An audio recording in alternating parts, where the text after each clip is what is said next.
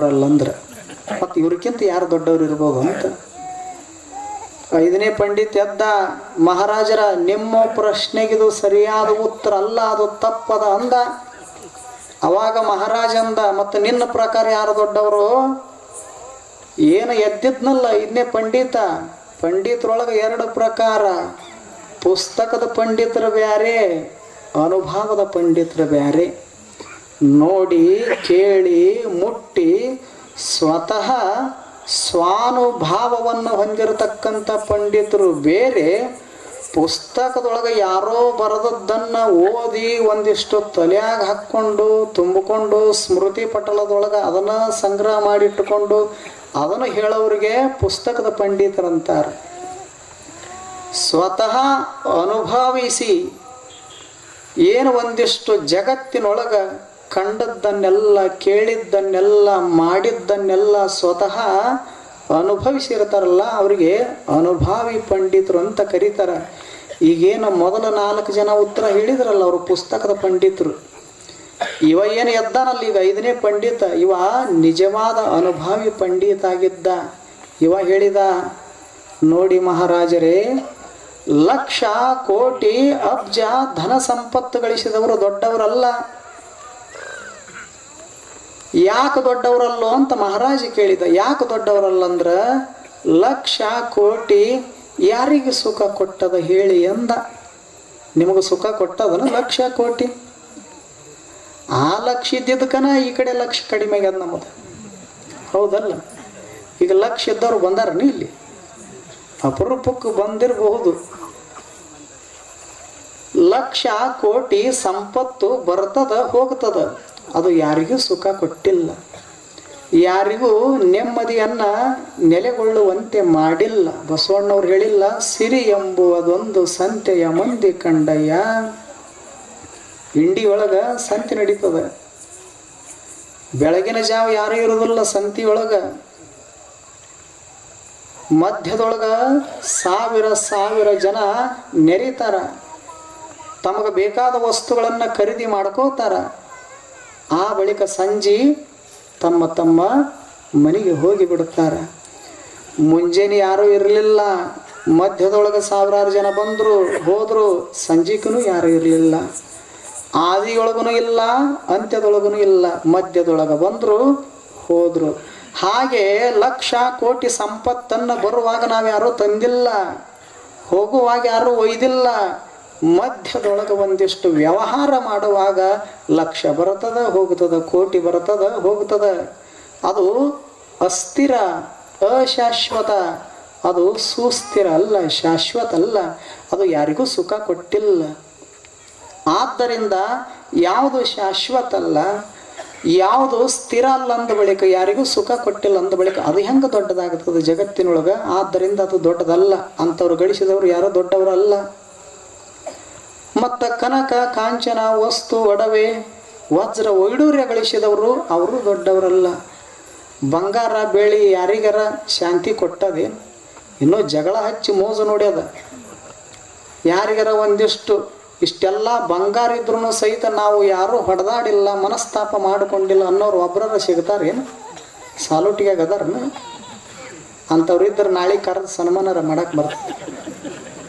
ಒಟ್ಟ ಹೊಡೆದಾಡಿರ್ಬಾರ್ದವ್ರು ಬಂಗಾರ ಇದ್ರೂ. ಯಾರದರ ಜಗತ್ತಿನೊಳಗೆ? ಇಷ್ಟೆಲ್ಲ ಅಸಮಾಧಾನ ಅಶಾಂತಿಯನ್ನು ಕೊಡ್ತದ ಬಂಗಾರ ಬೆಳ್ಳಿ ವಸ್ತು ಒಡವೆ ಅಂದ ಬಳಿಕ. ಮತ್ತು ಅಶಾಂತಿ ಅಸಮಾಧಾನ ಕೊಡುವಂಥದ್ದನ್ನು ಗಳಿಸಿಕೊಂಡವರು ಅವ್ರು ಹೆಂಗೆ ದೊಡ್ಡವರಾಗತ್ತಾರ? ಆದ್ದರಿಂದ ಅವರು ದೊಡ್ಡವರಲ್ಲ. ಯಾರು ಹೇಳಕತ್ಯಾರ? 5ನೇ ಪಂಡಿತ ಮಹಾರಾಜರಿಗೆ ಹೇಳಕತ್ಯಾನ. ಆ ಬಳಿಕ ರಾಜ ಮಹಾರಾಜರು ಏನು ದೊಡ್ಡವರು ಅಂತ ಹೇಳ್ಯಾರಲ್ಲಿ ಇವರು. ನೀವು ದೊಡ್ಡವರಲ್ಲ ಹೇಳಿದವ, ಎದುರ ನೀವು ಮೊದಲು ದೊಡ್ಡವರಲ್ಲ. ಮಹಾರಾಜನಿಗೆ ಹೆಂಗಾರ ಆಗಿರಬೇಡ, ಒಳಗೆ ಎದುರ ಹೇಳಕತ್ಯಾನ. ಈಗ ನೀವು ನನಗೇನಾರ ಅಂದ್ರಪ್ಪ ಅಂದ್ರೆ ಹೆಂಗಾದೀತು ಅನ್ನೋದಿಲ್ಲ. ಈಗ ಹೊಸಬ್ರು ಇದೀವಿ, ಮುಂದೆ ಅಂತೀರೇನು? ಮುಂದೆ ಇನ್ನೂ ಒಂದು ಕೈ ನೋಡೋರು ಅದಿರಿ ಅಂತೀರೇನು? ಈಗ ನಾವು ನಿಮಗೇನಾರ ಅಂದ್ರೆ ನಿಮಗರ ಹೆಂಗಾದೀತು? ಆವಾಗ ಹೇಳಿದ, ನಿಮ್ಮಂಥ ರಾಜ ಮಹಾರಾಜರ ಮೊದಲ ದೊಡ್ಡವರಲ್ಲ ಅಂದ. ಆದರೂ ರಾಜ ತಾಳ್ಕೊಂಡು ಸುಮ್ಮಿದ್ದ. ಯಾಕೆ ದೊಡ್ಡವರಲ್ಲ ಅಂತ ಕೇಳಿದ. ಆವಾಗ ಅನುಭಾವಿ ಪಂಡಿತ ಹೇಳಿದ, ರಾಜ ಮಹಾರಾಜರು ಈ ಜಗತ್ತಿನೊಳಗೆ ಹೊನ್ನ ಆಳಾಕ ಬಂದವರು, ಮಣ್ಣನ್ನು ಆಳಾಕ ಬಂದವರು, ಅಧಿಕಾರ ಅಂತಸ್ತಿಗಾಗಿ ಬಂದವರು ರಾಜ ಮಹಾರಾಜರು. ಮತ್ತು ಕ್ಷಣಿಕ ಸುಖ ಕೊಡುವಂತಹ ಹೊನ್ನ ಹೆಣ್ಣ ಮಣ್ಣಿಗಾಗಿ ಬಡದಾಡುವಂಥ ನಿಮ್ಮಂಥ ರಾಜ ಮಹಾರಾಜರು ನೀವು ಹೆಂಗೆ ದೊಡ್ಡವರಾಗಕ್ಕೆ ಬರ್ತದೆ ಜಗತ್ತಿನೊಳಗೆ? ಆದ್ದರಿಂದ ನೀವು ದೊಡ್ಡವರಲ್ಲ ಅಂತ ಬಿಡಿಸಿ ಹೇಳಿದ. ಆವಾಗ ಮಹಾರಾಜ ಅಂದ, ಆಯಿತು ಸರಿ, ರೊಕ್ಕ ರೂಪಾಯಿ ಗಳಿಸಿದವ್ರೂ ದೊಡ್ಡವರಲ್ಲ, ಬೆಳ್ಳಿ ಬಂಗಾರ ಗಳಿಸಿದವ್ರೂ ದೊಡ್ಡವರಲ್ಲ, ಮತ್ತು ನಮ್ಮಂಥ ರಾಜ ಮಹಾರಾಜರು ದೊಡ್ಡವರಲ್ಲ ಅಂದ ಬಳಿಕ ಮತ್ತು 9 ತಿಂಗಳುಗಳ ಕಾಲ ಹೊತ್ತು ಹೆತ್ತು ಸಾಕಿ ಸಲುಹಿರ್ತಕ್ಕಂಥ ತಂದೆ ತಾಯಿ ದೊಡ್ಡವರು ಹೌದು ಏನಲ್ಲ ಅಂತ ಕೇಳಿದ. ಆವಾಗ ಪಂಡಿತ ಅಂದ, ಅವರು ದೊಡ್ಡವರಲ್ಲ ಅಂದ. ರಾಜನಿಗೆ ಪರಮಾಶ್ಚರ್ಯ ಆಯಿತು, ಯಾಕೆ ದೊಡ್ಡವರಲ್ಲ ಅಂತ ಕೇಳಿದ. ಆವಾಗ ಪಂಡಿತ ಹೇಳ್ತಾನೆ, ಮ್ಯಾಲಿದ್ದವನ್ನ ಕೆಳಗೆ ತಂದು ಒಗದ್ರು. ಯಾರು ಒಗದ್ರು? ನೀವ ಕುಂತೀರಲ್ಲ ಮುಂದೆ. ಮ್ಯಾಲಿದ್ದವನ್ನ ಕೆಳಗೆ ತಗೊಂಡು ಬಂದು ಒಗದ್ರು, ಜೀವನನ್ನ ಜಗತ್ತಿಗೆ ತಂದ್ರು. ಜೀವ ಏನಾಯ್ತು?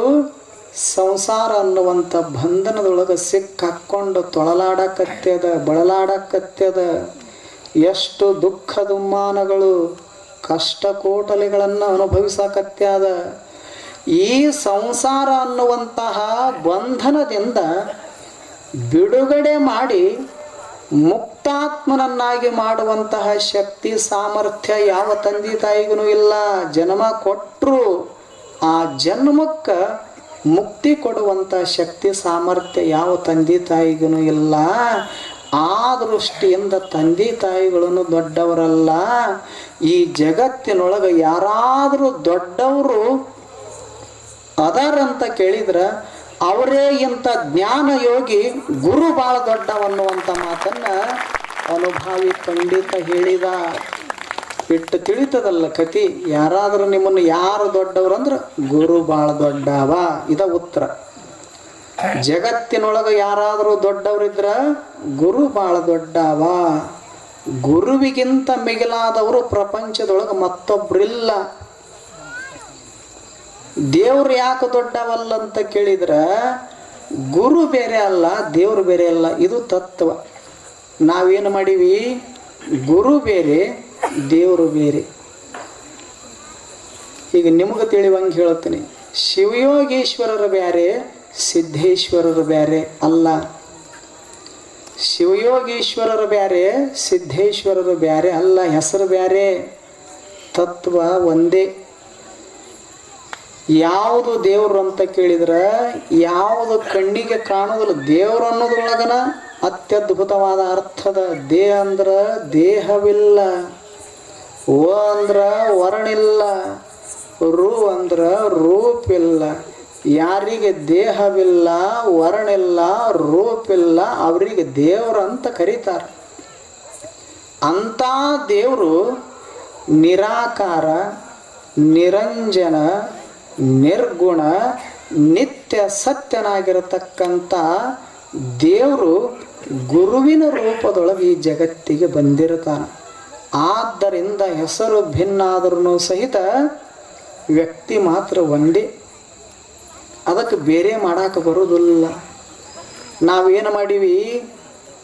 ಊರಾಗ ಒಬ್ಬ ಒಳ್ಳೆ ಗುರುಗಳಿದ್ರೂ ಸಹಿತ ಎಷ್ಟೋ ಜನಗಳು ಏನು ಮಾಡ್ತಾರ? ದೇವರ ಹುಡುಕಕ್ಕೆ ಹೋಗ್ತಾರೆ. ದೇವರ ಹುಡುಕ್ತಿರೋ ಇಲ್ಲ, ಎಲ್ಲೆಲ್ಲೋ ಹೋಗ್ತಿರ್ತಾರ. ಆದ್ರೆ ಆ ದೇವನ ರೂಪವೇ ಗುರು ಅದನ್ನನ್ನುವಂಥ ಸತ್ಯ ಮರ್ತಿರ್ತಾನ ಮನುಷ್ಯ. ಒಳಗ ಏನು ಒಂದಿಷ್ಟು ಮಾಯ ತುಂಬಿರ್ತದೆ, ಅಜ್ಞಾನ ಅಂಧಕಾರ ತುಂಬಿರ್ತದೆ. ಅದರ ಪರಿಣಾಮ ದೇವರು ಶ್ರೇಷ್ಠ, ಗುರು ಕನಿಷ್ಠ ಅಂತ ಭಾವ ಮೂಡಿರ್ತದೆ. ಆದ್ದರಿಂದ ದ್ವಂದ್ವ ರೂಪದೊಳಗೆ ಭಿನ್ನ ದೃಷ್ಟಿಯಿಂದ ನೋಡ್ತಾನ. ಆದ್ರೆ ವಾಸ್ತವಿಕ ತತ್ವ ಏನು ಹೇಳ್ತದ? ಗುರು ಬೇರೆ ಅಲ್ಲ, ದೇವರು ಬೇರೆ ಅಲ್ಲ, ಎರಡು ಒಂದೇ. ಹೇಳ್ಯಾರ ಒಬ್ರು ಗುರುಗಳು, ಏನು? ಗುರುವೇ ಶಿವನು, ಶಿವನೇ ಗುರುವು ಅವರಲ್ಲಿ ಅಂತರವಿಲ್ಲವಯ್ಯ. ವ್ಯತ್ಯಾಸವನ್ನು ಕಲ್ಪಿಸಿದಡೆ ನಾಯಕ ನರಕ ತಪ್ಪದು. ಎಷ್ಟು ಚಲೋ ಮಾತು ಹೇಳ್ಯಾರ. ವ್ಯತ್ಯಾಸ ಮಾಡಬೇಡ, ಇಬ್ಬರು ಒಂದೇ ಅದಾರ. ಅದಕ್ಕೆ ನಾವೇನು ಮಾಡ್ತೀವಿ, ಕಣ್ಣು ಮುಂದೆ ಗುರು ಇದ್ರೂ ಸಹಿತ ನಾವು ದೇವ್ರ ಹುಡ್ಕಕ್ಕೆ ಹೋಗ್ತೀವಿ. ದೇವ್ರ ಹುಡ್ಕೋರ್ದು ಕತೆ ಕೇಳಿರೇನು? ಒಬ್ಬ ಕಳತನ ಮಾಡ್ತಿದ್ದ ಊರಾಗ. ಎಷ್ಟು ಚಲೋ ಕಳತನ ಮಾಡ್ತಿದ್ದ ಅಂದ್ರೆ ಎಲ್ಲ ಕಳ್ಳರು ಬೇರೆ, ಈ ಕಳ್ಳ ಬೇರೆ. ಈ ಕತೆಯಾಗ ಬರ್ತಾನಲ್ಲ ಈ ಕಳ್ಳ ಬೇರೆ. ಇವ ಕಿಶೆದಾಗ ಕ್ಯಾಲೆಂಡರ್ ಇಟ್ಕೊಂಡಿದ್ದ. ಎದರ ಸಲುವಾಗಿ? 1ನೇ ತಾರೀಕು ಇವ್ರ ಮನೆ, 2ನೇ ತಾರೀಕು ಇವ್ರ ಮನೆ, 3ನೇ ತಾರೀಕು ಇವ್ರು. ಡೇಟ್ ವೈಸ್ ಕಳತನ ಮಾಡವ ಕ್ಯಾಲೆಂಡರ್ ಕಣ್ಣು ಮುಂದೆ ಇಟ್ಕೊಂಡು. ಇಂಥ ಒಬ್ಬ ಕಳ್ಳ ಊರಾಗ ಒಂದು ಮನೆ ಉಳಿಲಾರ್ದಂಗೆ ಕಳತನ ಮಾಡಿದ. ಊರು ಜನಗಳಿಗೆ ಚಿಂತೆ ಶುರುವಾಯಿತು. ಇವನು ಹೆಂಗಾರ ಮಾಡಿ ಊರು ಬಿಡಿಸ್ಬೇಕಂತ ವಿಚಾರ ಬಂತು. ಕೊನೆಗೆ ಹಿರಿಯರು ನಿರ್ಣಯ ಮಾಡಿದರು, ಇವ ಹಿಂಗಾದ್ರೆ ಕಳತನ ಮಾಡೋದು ಬಿಡೋದಿಲ್ಲ, ಇವನು ಊರು ಬಿಡಿಸ್ಬೇಕು, ಇವನಿಗೆ ಅಪಮಾನ ಆಗುವಂಗೆ ಏನಾದರೂ ಒಂದು ಕಾರ್ಯ ಮಾಡ್ಬೇಕಂತ ತಿಳ್ಕೊಂಡು ಆ ಕಳ್ಳನ್ನು ಹಿಡ್ಕೊಂಡು ಬಂದು ಊರು ಜನ ಎಲ್ಲ ಕಂಬಕ್ಕೆ ಕಟ್ಟಿ ಹಾಕಿ ಮೂಗು ಕೊಯ್ದು ಕೈ ಬಿಟ್ರು. ಮುಖಕ್ಕೆ ಯಾವುದು ಶೃಂಗಾರ, ಯಾವುದು ಶೃಂಗಾರ? ನತ್ತು ಎಲ್ಲಿ ಇಟ್ಕೊಂತಾರೆ? ಕಿವ್ಯಾಗ ಇಟ್ಕೊಂಡ್ರಿ ನಾವು ಒಬ್ಬರು ಮೂಗನ್ಯಾಗ. ಮೂಗಿದ್ರ ಮುಖಕ್ಕೆ ಶೃಂಗಾರ. ಮೂಗ ಹೋದ ಬಳಿಕ ಏನು ಉಳಿತದ? ಮುಖದೊಳಗೆ ಏನು ಉಳಿದಿಲ್ಲ. ಯಾವಾಗ ಮೂಗು ಕೊಯ್ದು ಕೈ ಬಿಟ್ಟರು ಅಸಹ್ಯ ಅನಿಸಿತು. ಊರ ಬಿಟ್ಟವ. ಯಾರು? ಕಳ್ಳ. ಮೂಗಿರ್ಲಾರ್ದ ಕಳ್ಳ ಊರು ಬಿಟ್ಟ. ಊರು ಬಿಟ್ಟು ಹಿಂಗೆ ಹಳ್ಳಿಗೆ ತಿರುಗಾಡ್ಕೋತ ಹೋದ. ಬಹಳಷ್ಟು ಇವನು ಊರು ಬಿಟ್ಟು ಪರ ಊರಿಗೆ ಹೋದ. 100 ಕಿಲೋಮೀಟ್ರ್ ಹೋದ ಬಳಿಕ ಅಲ್ಲೊಂದು ಊರು ಬಂತು. ಆ ಊರೊಳಗೆ ಊರ ದಂಡಿಗೆ ಒಂದು ಆಲದ ಮರ. ಆ ಆಲದ ಮರದ ಕೆಳಗೆ ಇವ ಇನ್ನೇನು ಮಾಡೋದು ಅಂತ ತಿಳ್ಕೊಂಡು ಓಂ ನಮಃ ಶಿವಾಯ ಓಂ ನಮಃ ಶಿವ ಅನ್ಕೋತ ಜಪ ಮಾಡ್ಕೋತ ಕೂತ. ಯಾರು? ಮೂಗಿರ್ಲಾರ್ದ. ಆ ಊರಿನ ರೈತರು ಇರ್ತಾರಲ್ಲ, ಹೊಲ ಉಳುಮೆ ಮಾಡಕ್ಕೆ ಹೋದಾಗ ಇವನ್ನ ಆಲದ ಗಿಡದ ಕೆಳಗೆ ಏನು ತಪಸ್ಸ ಮಾಡ್ತಿದ್ನಲ್ಲ, ನಾಮಸ್ಮರಣೆ ಮಾಡ್ತಿದ್ನಲ್ಲ, ಇವನ್ ನೋಡಿದ್ರು. ಯಾವನೋ ಒಬ್ಬ ಪುಣ್ಯಾತ್ಮ ನಮ್ಮೂರು ಸೀಮೆಯೊಳಗೆ, ನಮ್ಮೂರು ಹದ್ದಿನೊಳಗೆ ಇವ ಬಂದು ತಪಸ್ಸ ಮಾಡಾಕತ್ತೇನಂದ್ರೆ ನಮ್ಮೂರಿಗೆ ಒಳ್ಳೇದಾಗಲಿ ಅಂತ ಬಯಸಾಕತ್ತಿರ್ಬೇಕು, ಒಳ್ಳೇದು ಮಾಡಾಕ ಬಂದಿರ್ಬೇಕಂತ ಇವರು ಹಂಗೆ ಹೋಗ್ಲಿಲ್ಲ ಮಾತಾಡ್ಸಾಕ. ಹಾಲು ತಗೊಂಡು ಹೋಗೋರು ಹಾಲು ತಗೊಂಡು ಹೋದರು ಕುಡಿಯಾಕ.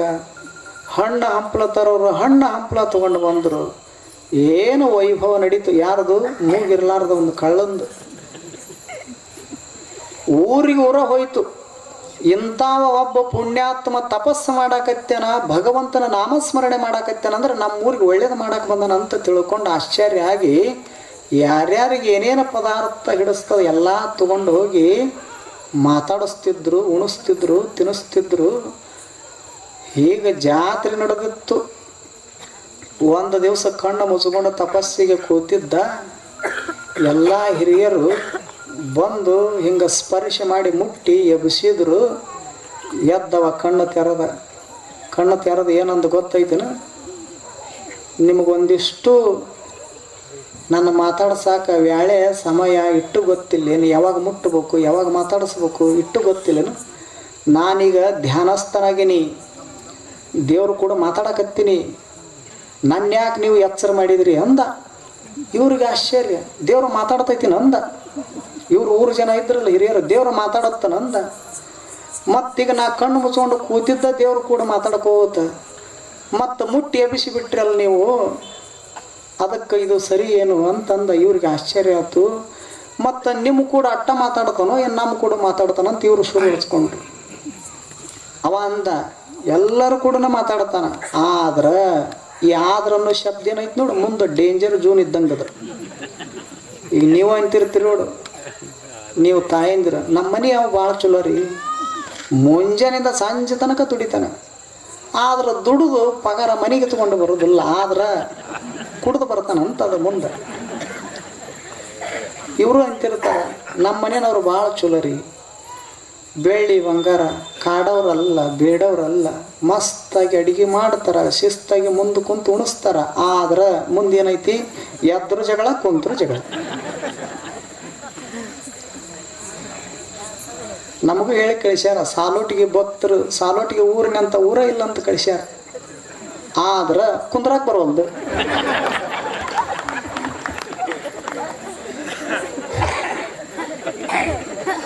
ಆದ್ರೆ ಮುಂದೆ ಹಿಂಗೈತಿ. ಹಂಗಿವ ಅಂದ ದೇವ್ರು. ನನ್ನ ಕೂಡ ಅಟ್ಟ ಅಲ್ಲ, ನಿಮ್ಮ ಕೂಡ ಮಾತಾಡ್ತಾನ. ಆದ್ರ ಅಂದ ಇವ್ರಂದ್ರು. ಮತ್ತೇನು ಆದ್ರ ಅಂದ್ರು, ಯಾರಿಗೆ ಮೂಗಿರುದಿಲ್ಲಲ್ಲ ಅವ್ರು ಕೂಡ ಮಾತಾಡ್ತಾನ ಅಂದವ. ಈಗ ಅವನಿಗೆ ಮೂಗಿಲ್ಲಲ್ಲ, ಯಾರಿಗೆ ಮೂಗಿರೋದಲ್ಲ ಅವ್ರು ಕೂಡ ಮಾತಾಡ್ತಾನ ಅಂದ. ಮತ್ತಿದ್ದವ್ರ ಗತಿ ಏನಾಗ್ಬೇಕೀಗ?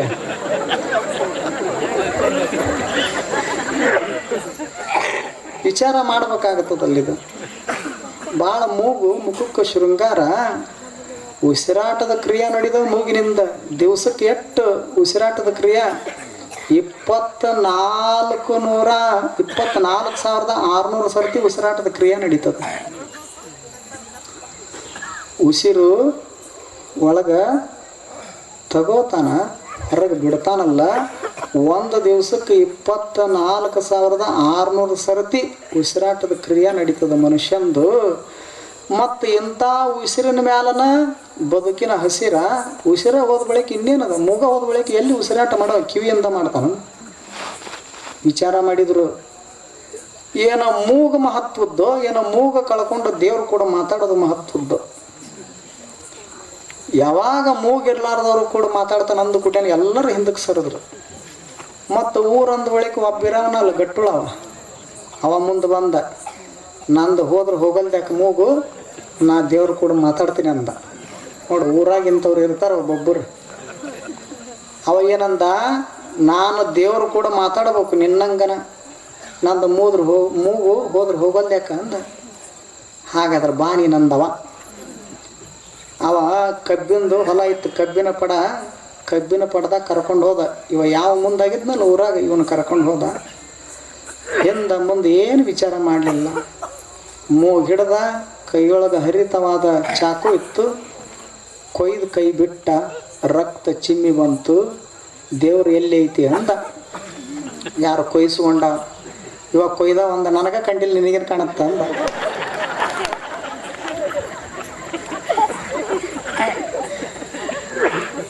ಮುಂದುವರೆದು ಹೇಳಿದವ, ಈಗ ಈ ಕಬ್ಬಿನ ಹೊಲದಾಗಿದ್ದ ಹೊರಗೆ ಹೋದಿ ಅಂದ್ರೆ 1000 ಮಂದಿ ಅದಾರ ನಿಮ್ಮೂರವ್ರು. ದೇವ್ರ ಕಂಡೈತೆ ಅಂದ್ರೆ ಮೂಗು ಹೋಗಿದ್ದಕ್ಕೂ ಸಾರ್ಥಕತೆ ಆಗತ್ತದ. ಇಲ್ಲಿಲ್ಲ ಅಂದ್ರೆ ಇವನಂತ ಹುಚ್ಚನ ಯಾರು ಇಲ್ಲ ಅಂತಾರೆ. ಅದಕ್ಕೆ ಹುಚ್ಚಾಗೋದು, ಶಾಣೆ ಆಗೋದು ನಿನ್ನ ಕೈಯಾಗೈತಿ. ದೇವ್ರ ಕಂಡೈತಿ, ನಾ ಮಾತಾಡಿ ನಂದಿ ಭಾಳ ಚಲೋ. ಮತ್ತು ದೇವ್ರೂ ಇಲ್ಲ, ಮೂಗು ಇಲ್ಲ ಅಂದ್ರೆ ಹೆಂಗೆ ಮಾಡ್ತೀವಿ ನೋಡು ಅಂದವ ಕೊಯ್ದಾವ. ಇವಾಗ ಕಬ್ಬಿನ ಪಡದಾಗಿದ್ದ ಹಿಂಗೆ ಬಂದಲ್ಲ, ನಾ ದೇವ್ರ ಕಂಡ್ಯ, ನಾ ದೇವ್ರ ಅನ್ನಬೇಕು. ಪ್ರಸಂಗ ಅಲ್ಲಿಗೆ ತಂದು ಹಚ್ಚಾನವ. ಇದ್ದದ್ದೊಂದು ಮೂಗು ಕಳ್ಕೊಂಡು ನಾ ಕಂಡ್ಯ ಅಂತ ಬಂದ. ಇವ ನಮ್ಮೂರಾವ ಹಿರಿಯ ಅದನ, ಸಾಮಾನ್ಯ ಮನುಷ್ಯ ಅಲ್ಲ, ಊರು ಹಿರಿಯ ಅದನ. ಮತ್ತು ಇಂಥವು ಹೇಳಾಕತ್ತೇನಂದ್ರೆ ಸುಳ್ಳು ಹೆಂಗೆ ಹೇಳ್ತಾನ ಹಿರಿ ಮನುಷ್ಯ? ಮತ್ತು ಇವ ಕಂಡನಂತ ಬಳಿಕ ನಾವ್ಯಾಕೆ ಕಾಣಬಾರ್ದು? ಏನು ಹಚ್ಚಿದ್ರು ನೋಡ್ರಿ ಕಿವು, ನಂದು ಕೊಯ್ ನಿಂದು ಕೊಯ್. ಏನು ಮೂಗ? ಅವಂಗೇನು ರೊಕ್ಕ ಇಲ್ಲ, ರೂಪಾಯಿ ಇಲ್ಲ. ಹಿಂಗೆ ಕೈಯೊಳಗಿಂದ ಚಾಕು ಮಸ್ಯಾವ, ಮೂಗು ಕೊಯ್ಯವ. ಇವರು ಎಲ್ಲಿದ ದೇವರು? ನನಗೆ ಕಂಡಿಲ್ಲ, ನಿಮಗೇನು ಕಾಣುತ್ತೆ. ಅವನದು ಒಂದೇ ಸೂತ್ರ, ನನಗೆ ಕಂಡಿಲ್ಲ, ನಿಮಗೇನು ಕಾಣುತ್ತೆ. ಊರಾಗ ಒಬ್ಬರ ಉಳ್ದಾರ ಅಂದ್ರೆ ಒಬ್ಬರು ಮೂಗು ಉಳಿಲಿಲ್ಲ. ಈ ಸುದ್ದಿ ತಹಶೀಲ್ದಾರ್ಗೆ ಗೊತ್ತಾಯ್ತು. ಅವ ಬಂದು ನೋಡ್ತಾನ, ಒಬ್ಬರ ಮುಖದಾಗ ಒಂದು ಮೂಗಿಲ್ಲ. ಊರ ಹೆಸರು ಬದಲು ಮಾಡಿದ, ಇದು ಮಂಡ ಮೂಗಿನ ಊರು ಅಂತ. ಊರ ಹೆಸರು ಬದಲಾತು, ದೇವ್ರು ಮಾತ್ರ ಕಾಣಲಿಲ್ಲ. ಹಂಗ ದೇವ್ರ ತೋರಿಸೋರು ರಗಡ ಮಂದಿ ಅದಾರ ಜಗತ್ನ್ಯಾಗ. ಅದಕ್ಕೆ ದೇವ್ರಂದ್ರೆ ಕಾಣೋದಲ್ಲದು, ಕಾಣಲಾರದ್ದು, ಕಾಣದೇ ಇರತಕ್ಕಂಥ ದೇವರು ಗುರುವಿನ ರೂಪದೊಳಗ, ಕಾಣು ರೂಪದೊಳಗೆ ಜಗತ್ತಿನಾಗ ಬಂದಿರ್ತದ. ಆದ್ದರಿಂದ ಗುರು ಬೇರೆ ಅಲ್ಲ, ದೇವರ ಬೇರೆ ಅಲ್ಲ. ಅದಕ್ಕೆ ಅವ್ರು ಏನಂತಾರ, ಇವರಲ್ಲಿ ವ್ಯತ್ಯಾಸವನ್ನು ಕಲ್ಪಿಸಿದೊಡೆ ನಾಯಕ ನರಕ ತಪ್ಪದು ನೋಡ. ಎಷ್ಟು ಚಲೋ ಮಾತು ಹೇಳ್ಯಾರ. ವ್ಯತ್ಯಾಸ ಮಾಡಾಕ ಹೋಗಬೇಡ. ಅಲ್ಲಮರು ಹೇಳ್ತಾರ, ಕಂಡುದ ಹಿಡಿಯಲೊಲ್ಲದೆ ಕಾಣದುದ ನರಸಿ ಹಿಡಿದಿಹೇನೆಂಬ ಸಿಕ್ಕದೆಂಬ ಬಳಲಿಕೆಯ ನೋಡ. ಕಂಡುದನೇ ಕಂಡು ಗುರುಪಾದ ಹಿಡಿವಲ್ಲಿ ಕಾಣಬಾರದುದ ಕಾಣಬಹುದು ಗುಹೇಶ್ವರ. ಎಷ್ಟು ಚಲೋ ಮಾತು ಹೇಳ್ಯಾರ. ಕಂಡುದ ಹಿಡಿಯಲೊಲ್ಲದೆ, ದೇವನ ರೂಪವೇ ಗುರು, ಕಣ್ಣಿಗೆ ಕಾಣಿಸ್ತಾನ.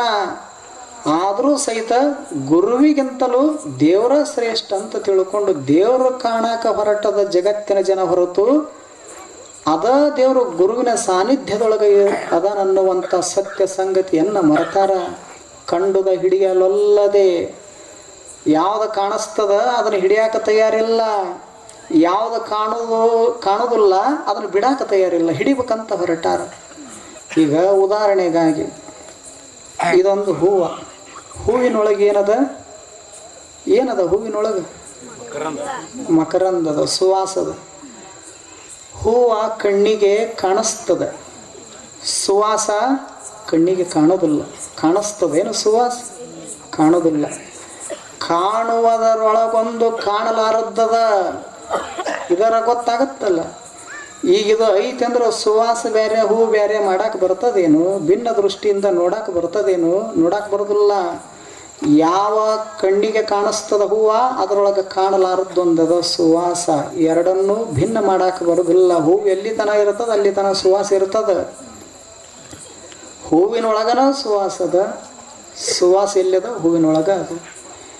ಎರಡನ್ನೂ ಭಿನ್ನ ಮಾಡಕ್ಕೆ ಬರೋದಿಲ್ಲ, ಭಿನ್ನ ದೃಷ್ಟಿಕೋನದಿಂದ ನೋಡಕ್ಕೆ ಬರೋದಿಲ್ಲ. ಸಕ್ರೆ ನೋಡಿರಲ್ಲ, ಸಕ್ರೆ ಒಳಗೇನದ? ಸಿಹಿ ಅದ. ಸಕ್ರೆ ಕಣ್ಣಿಗೆ ಕಾಣಿಸ್ತದ, ಸಿಹಿ ಕಣ್ಣಿಗೆ ಕಾಣಿಸೋದಿಲ್ಲ. ಯಾವುದು ಕಾಣತದ ಕಾಣೋದ್ರೊಳಗೆ ಕಾಣಲಾರದೊಂದು ಮಾಧುರ್ಯದ, ಸಿಹಿ ತುಂಬ್ಯದ. ಹಾಗಾದ್ರೆ ನನಗೆ ಸುವಾಸ ಬೇಕಾಗೈತಿ ಅಂತ ಹುಡುಕ್ಯಾಡ್ಕೋತ ಹೋದ್ರೆ ಸುವಾಸ ಸಿಗೋದಿಲ್ಲ. ಸುವಾಸ ಬೇಕಾಗಿತ್ತು ಅಂದ್ರೆ ಮೊದಲು ಹೂವು ಹಿಡಿಬೇಕಾಗ್ತದ. ಸಿಹಿ ಬೇಕಾಗಿತ್ತು ಅಂದ್ರೆ ಸಕ್ರೆ ಹಿಡ್ಕೋಬೇಕಾಗ್ತದ.